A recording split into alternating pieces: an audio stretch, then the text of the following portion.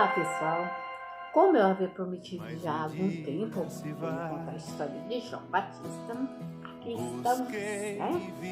Vamos falar aqui no Mateus capítulo 3, a pregação de João Batista. Vamos ler um pedacinho para a gente ter uma noção assim, mais ou menos, do que eu vou falar para vocês. Olha só. E naqueles dias apareceu João Batista pregando o deserto da Judéia e dizendo: arrependei-vos, porque é chegado o reino dos céus. Porque este é o anunciado pelo profeta Isaías, que diz: vós do que clama no deserto, preparai o caminho do Senhor e endireitai as suas veredas. E este João tinha as suas vestes de pelo de camelo e um cinto de couro em torno de seus lombos, e alimentava-se de gafanhotos e mel silvestre. Muito bem, o João, ele na certa, ele teria ido para o deserto para se purificar, para meditar e buscar a verdade do Senhor, porque João já tinha esse destino que era pregar a palavra do Senhor e salvar muitos de seus pecados. Porque naquela época os fariseus é quem dominava. A igreja, o povo daquela época, era que tinha o poder, era a igreja dos fariseus, né? Em que dominava até os reis. Os reis, quando queriam um conselho para fazer tudo direitinho, eles iam procurar os sacerdotes. Então, quem dominava tudo eram os sacerdotes. Então, os sacerdotes daquela época, que eram os fariseus, né? E os fariseus agiam tudo conforme o interesse deles. Quer dizer, era muito o status, o poder, o dinheiro que naquela época girava em torno, né? E então eles lançavam um jugo pesado para o povo, e o povo com medo, porque era a lei, né, a lei de Moisés, né, que era muito severa naquela época, tinha que obedecer, né?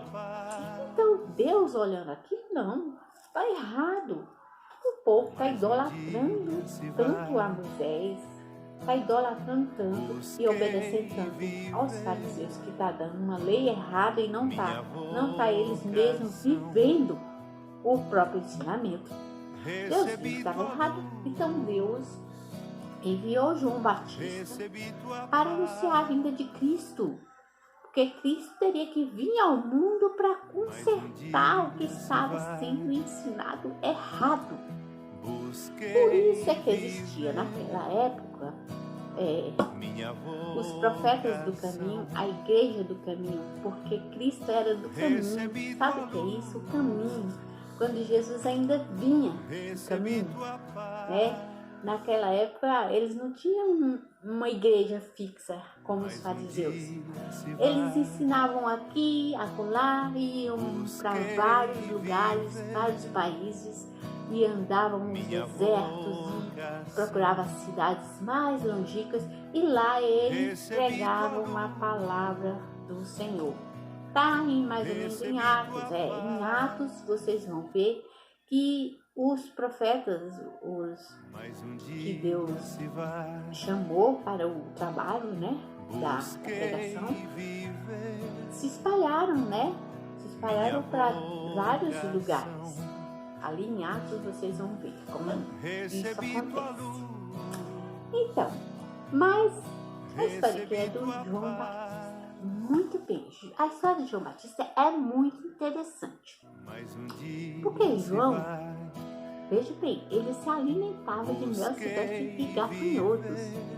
E as vestes dele eram de pelo de camelo. João não vivia como as pessoas comuns. João se separou para viver uma vida santificada na presença do Senhor. E certamente que o alimento demais, ele dá muito prazer à carne, né? E não é isso que ele queria. Ele alimentava primeiro o lado espiritual dele. O pouco com ele já era o suficiente, que era o mel silvestre e gafanhotos, né? E também não tinha aquele desejo de se vestir bem, de procurar tecidos bons, não. Era aquilo mesmo, o importante era cobrir o corpo, né? João pensava desse jeito. E João já chegou indignado quando viu ali que o povo estava sendo enganado pela lei farisaica. E, bem, então isso foi assim para João de absurdo completo. Até que João foi assim, muito conhecido, o povo todo ia ter com João, né? E tem uma frase até que se destaca aqui, quando ele fala assim, ó, raça de víbora, quem vos ensinou a fugir da ira futura? Quer dizer, o povo vivia uma lei meio assim, tipo debaixo dos panos, quer dizer, não tinha temor a Deus, nem a verdade de Deus, né? Eles estavam enganando, levando o povo ali para a lei deles e, né, no domínio deles. Estava praticamente escravizando esse povo. Isso aí deixou João muito indignado. Até que João foi reconhecido por Herodes, né? O rei daquela época. Está aqui em Mateus 4, que é a morte de João Batista. Gente, essa morte foi terrível, porque João, um homem de Deus, temente a Deus, né? Mas João tinha que passar por isso também, assim como João falou assim para Jesus, mas eu não sou digno nem de desatar a sandália dos seus pés, né? Como que eu vou te batizar? Jesus, para que se cumpra a lei, João, a verdade, né? Tinha que se cumprir daquele jeito, que Jesus viria depois e João ia batizar Jesus, que deveria que batizar João, né? Mas tinha que ser assim. E quando Jesus foi batizado, logo veio o Espírito Santo sobre Jesus e uma voz vinda dos altos, eis aí o meu filho amado, em quem me comprazo. Então foi apresentado Jesus diretamente dos céus para a humanidade. Que coisa linda, né? Mas então Herodes, sabendo da fama de João, né? Esse aí foi o que ressuscitou dos mortos, né? Para pregar a palavra, não sei o quê. Aí, sabe o que aconteceu quando ele fala ressuscitou dos mortos? Porque Herodes tinha lançado João na prisão. Veja só, por que Herodes tinha lançado João na prisão. Naquele tempo, ouviu Herodes, o tetrarca, a fama de João e disse aos criados, este é o João Batista, ressuscitou dos mortos e por isso essas maravilhas operam nele. Porque Herodes tinha prendido a João e tinha-o manietado e encerrado no cárcere por causa de Herodias, mulher de seu irmão Filipe. Olha só que safadeza que era essa Herodias. Quer dizer, Herodes estava de olho em Herodias, que ele era irmão. E João certamente falou, não é certo isso. Porque João lhe dissera, não é lícito possuí-la. João era um homem correto. E ele viu que não é certo ficar com a mulher do irmão, né? E como não é certo mesmo, né? E querendo matá-lo, temia o povo porque tinha como profeta. Não se podia mexer os homens de Deus naquela época, que a ira certamente viria. Festejando-se, porém, o dia natalício de Herodes, né? Era o aniversário de Herodes. Dançou a filha de Herodias diante dele e agradou a Herodes. Quer dizer, a filha dançou com tanta sedução. E Herodes logo, né? Ficou todo assanhadinho e, né, por ser filha também de Herodias, ele queria Herodias, agradar Herodias de todo jeito, né, prometeu uma coisa assim que não, uma promessa de um rei não pode ser revogada. E olha só o que aconteceu. Por isso prometeu com juramento dar-lhe tudo o que pedisse. E ela, instruída previamente por sua mãe, disse: dá-me, aí aqui no prato, a cabeça de João Batista. Ela chegou na mãe, o que eu faço? Né? Ele está dizendo que eu tenho que escolher um presente, né? A mãe logo aproveitou, porque ela tinha raiva de João Batista, porque João Batista não deixou ela se envolver com o rei, né? E certamente ela deveria ter dado em cima do João Batista, né? E João Batista se negou, com certeza. Então, aí o que aconteceu, né? Ela vai lá, filha, aproveita, manda pedir a cabeça de João Batista. E aí, e o rei afligiu-se: puxa vida, que pedido é esse?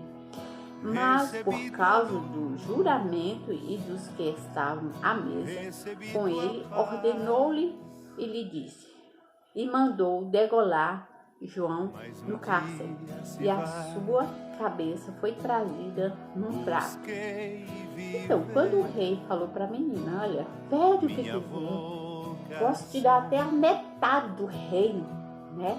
Então, ela pediu e ele teve que cumprir, né? E a sua cabeça foi trazida num prato e dada à menina, que levou a sua mãe. E chegando os seus discípulos, levaram o corpo e o sepultaram em forma e foram anunciados a Jesus. Certamente Jesus ficou muito triste com isso, né?